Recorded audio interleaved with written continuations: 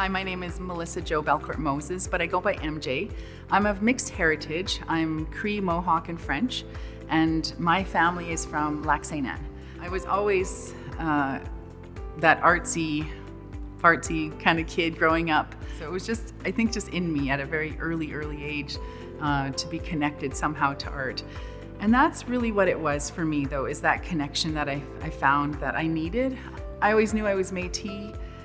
Did we do Métis things? Probably, but it was more about just wanting to know more and what my heritage really meant to me. So finding that connection through art is what really brought that creative spirit out. And then, as time has gone on, I've always stayed connected to the art and to the art world, the Indigenous art world.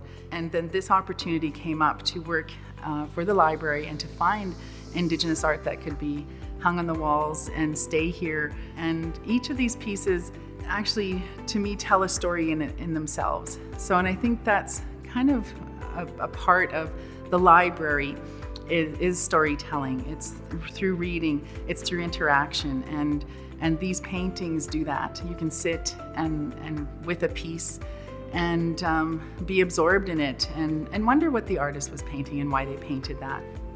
The theme started with Treaty 6. Let's try and honor Treaty 6 where we're from. And that again started with that connection piece of where people come from, and that we need to know where we come from and that who we are and to be proud of who we are. We talked about women and the strength of women. And one piece that stands out in my mind is George Littlechild's Indigenous Wonder Woman. And it's just a beautiful piece, and it's so nice and bright, and it's brilliant. So I think that does speak to that. There's just some amazing, wonderful pieces. Terry McCue's, Brenda Draney, George Littlechild. We have some beautiful beadwork from Lisa Shepherd that you'll see hanging, and it's representing the Métis. It's a beautiful piece. It's a little different than what we normally see because we're used to seeing the sash and the fiddle and the Métis cart. It's a lovely, lovely piece, so I hope everyone can take time with that one. We also have Jerry Saddleback. He is a master bow maker, and so we have one of his bows here with us, a quiver and arrow. This particular bow is one of the 4 versions that we have within the Plains Cree people. When you ask a bow maker to make a bow for you, you have to be there as part of that process where they would incorporate you, your size, your everything within you, even the style of how you shoot, whether you're shooting a pull style or you're shooting a push style or a mixture of both. And he has to determine all of the things that qualities, that characteristics that you have of what's going to make that bow a part of you. We have a particular name for this one, and we say Wiaskas. That's kind of like the bow that puts meat on the table kind of thing, and Wiaskas. That's what this one is called. I'm happy to have that piece here too, because it does talk about hunting and the men and their activity and providing for their family, and not just that, it's the ceremony that goes into that, because the man has to give offering and ask for that animal to present itself so that they can take that animal, but doing it so in a very respectful way. We also have Leo Arcan doing stonework. Stone is so close to Mother Earth, it grounds us, I guess you could say. Of course, we have a lot of acrylic and oil paintings that also show depth and meaning. This painting is called A Ribbon for My Sisters. It is mixed media on canvas. I incorporated sand into the medium, and after I spread it on the canvas, I marked some circles and some lines. After it dried, I painted. I knew that I wanted to paint a tree. As the painting progressed, it became more like a forest. To me, forests are magical, mystical, and mysterious. They are both a refuge and a place that heightens awareness.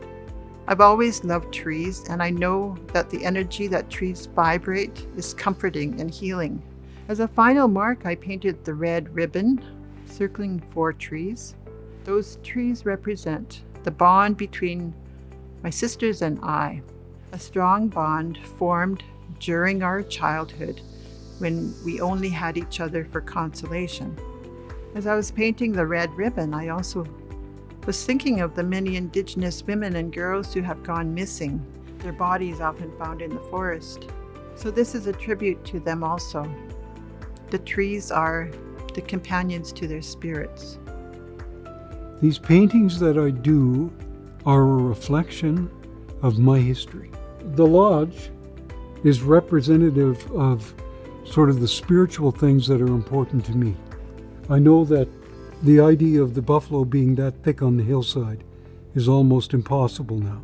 But I was in Africa last year, and we were on the plains, and there were 100,000 wildebeest in front of us. It made me cry, because I knew that's what used to be here. That's a reflection of that experience. One of the stories that the elderly told was about the prophecy that when the white buffalo was born, it would signal a renaissance for the native peoples in North America. And that beast was born in Montana in the early 70s. And I think, compared to what it was like in the 70s, we have come miles. The individual in the painting signifies us and our job as stewards of the natural world. So my paintings always have the animal or the person is with someone, the animal is with someone, they're never alone. We live in a concrete world in the city here, but we have to remember that underneath all of this is the earth and that we still should be connected to that. I hope that that message does come through with the art pieces that were chosen.